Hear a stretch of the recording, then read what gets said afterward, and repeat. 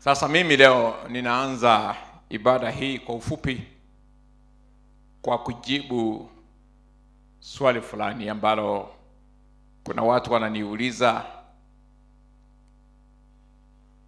Siku kama ya leo ni siku ya kuombea watu wa Mungu. Na hii sio siku ya kuombea viongozi au serikali.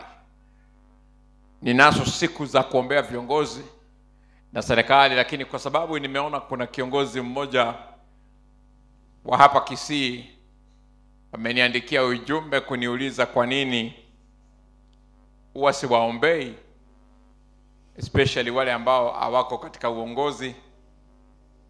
Nitajibu tu kabla nizungumze nanyi kwamba sio mimi peke yangu mchungaji.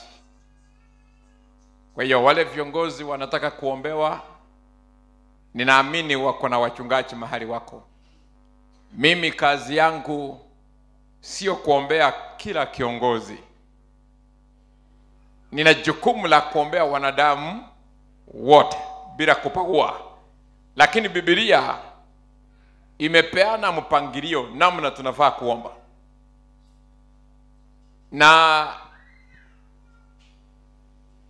vile Biblia imepeana ndivyo mimi nitaomba tu. Siwezi kuomba kwa sababu kiongozi fulani anataka, lakini kwa sababu Mungu anataka. Mimi ni mchungaji ambaye ninaamini 100% kwamba ninafaa kufanya yaliyoandikwa kwa Biblia. Yapo mengine naweza nikapewa kwa ufunuo katika unabii, lakini sana sana 100% ni vile Biblia inasema. Na inasemaje? Timotheo wa kwanza 2. Labda kwa viongozi hao na hata kwa wengine wenu, mimi sana sana ukinifuatilia kwenye maombi yangu ninaombea watu wote, lakini ikifika kwa uongozi ninazingatia sana serikali. Na ile serikali ninaombea kwa sasa ni ya Mheshimiwa William Samoei Ruto. Kwa nini ninaiombea? Kwa sababu Mungu aliiweka huko, na pia kwa sababu iko na changamoto nyingi. Kuna mahali imekwama na inahitaji mkono wa watu ambao ni wa ukweli na waaminifu. Maana hatuwezi haribu taifa kwa kuombea, kwa kufanya maombi yaliyo kinyume na maandiko. Hatuwezi kufanya hivyo. Inasemaje Biblia? Timotheo wa kwanza 2 mstari wa kwanza inasema, awali ya yote na si kwamba dua, sala, maombezi na shukrani sifanyike kwa ajili ya watu wote. Na mstari wa 2 inasema pia kwa ajili ya wafalme na wale wote wenye mamlaka, ili tupate kuishi kwa amani na utulivu katika uchaji wote wa Mungu na utakatifu. Mstari wa 3, jambo hili ni jema tena linapendeza machoni pa Mungu Mwokozi wetu. Jambo gani ni jema? La kwanza, kuwaombea watu wangapi? Wote. Kwa hiyo Mungu amepeana categories vile unafaa kuomba. Kwa hiyo wale viongozi ambao hawako kwenye mamlaka na sio wafalme wako kwa hiyo kategori ya kwanza ya watu wote. Kwa hiyo tunapoomba, tunaomba kwa ajili ya watu wote, wakiwemo wale viongozi wana nia ya kuwania viti, wakiwemo watu wa kawaida, wakiwemo walimu, wakiwemo madaktari, lakini wako miongoni mwa watu wote. Na Biblia haijakosea. Ukitoka hapo inasema pia muwaombee wafalme. Wafalme sio wale wamestaafu, ni wale wako kwa kiti.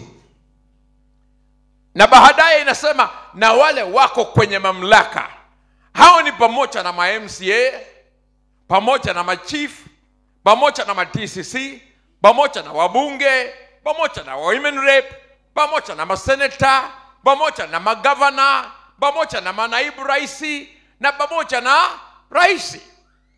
Ama kuna wengine wako kwenye mamlaka. Yaani mtu akishangiliwa na watu yuko kwenye mamlaka. Ukiwa na wafuasi wengi uko kwenye mamlaka. Unaweza kosa wafuasi, lakini kama Mungu amekuweka kwenye mamlaka, ni wajibu wetu kama wachungaji wale wa ukweli kukuombea. It's our duty. Wachungaji wengine wana uhuru wa kufanya wanavyotaka, lakini mimi niliamua tangu niwe mchungaji kwamba nitazingatia vile imeandikwa. Kwa hiyo kuna watu wengi wanataka tuwaombe, wengine wanataka tuwatabirie kwamba watakuwa marais, wanataka tuwatabirie vile watafanya. Sikiliza, hakuna mtu atakuombea uwe rais, hakuna mtu atakuombea uwe mbunge. Inakuwa kwanza Mungu amekuchagua, baadaye analifunua kwa watu wake kwamba huyu ndiye mimi nimemchagua. Sasa sisi manabii tunaomba sawa na mapenzi ya Mungu. Kwa sababu gani? Viongozi wote wanachaguliwa na nani? Na Mungu. Akisha wachagua vile ilivyoandikwa, anawafahamisha manabii. Hata Samueli alimwambia, nenda mahali fulani, kuna mtu nimemchagua. Mimi nimemwombea Rais William Ruto kwa sababu Mungu aliniambia mwaka 2013 kwamba nimemchagua huyu. Na ni nini ishara inanionyesha kwamba Ruto alichaguliwa na Mungu? Ni kwa sababu kipindi chake kina upinzani mkubwa. Ishara ya kwanza kwamba umechaguliwa na Mungu ni upinzani. Yesu alisema dunia haitawapenda, lakini mfurahi wenyewe kwa sababu mimi nimeishinda dunia. Haleluya. Nikiangalia Kenya, vile watu hawampendi Rais Ruto, ninajua kabisa huyu ni mtu wa Mungu. And when you hear the voice of God, hata wewe ukipokea muujiza, usifikiri watu watashangilia.